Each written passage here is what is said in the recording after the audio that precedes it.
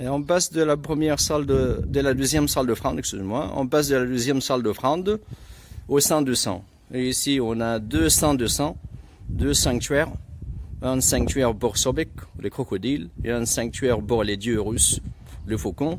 Donc il y avait deux triades ici. Et Horus formait une triade avec une femme et un fils. Et Sobek, le crocodile, formait une triade avec une femme et un fils sur chaque socle, où il y avait une barque sacrée, une barque portative, qui contenait la statuette des dieux.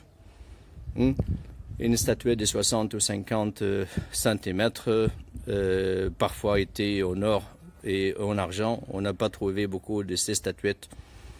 L'or et l'argent étaient fondus à une époque tardive pour faire des bijoux, pour faire des pièces des monnaies. Et ici, c'est on a trouvé des chambres secrètes sous le sol, des cryptes, pour cacher les objets précieux des prêtres. S'il y avait des statuettes en or, en argent, s'il y avait de l'encens précieux, du parfum précieux. Donc l'entrée de la chambre était entre les deux murs.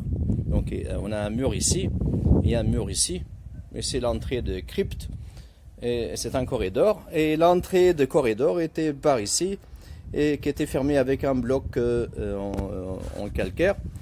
Qui était fermé avec un bloc en calcaire de une personne seulement qui savait où il est. Et aussi, regardez la technique utilisée par les maçons, par les architectes pour attacher le bloc ensemble.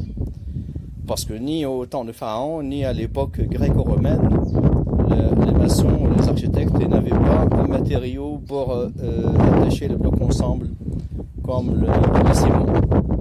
Et ils utilisaient cette technique. On appelle cette technique les mortaises.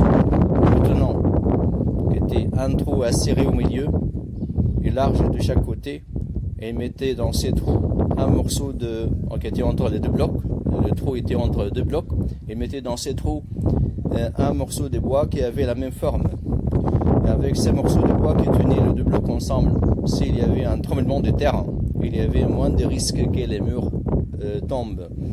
Et ça arrivait en Europe, aussi au Moyen-Âge, qu'ils faisaient la même technique, mais ils chauffaient les bronzes et ils versaient les bronzes en liquide dans ces trous. Et dans le pharaon, ils utilisaient les bois. Dans chaque niveau, on a cette technique, la technique des mortaises. Regardez.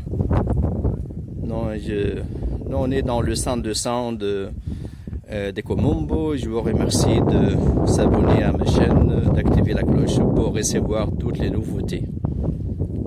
Merci à vous.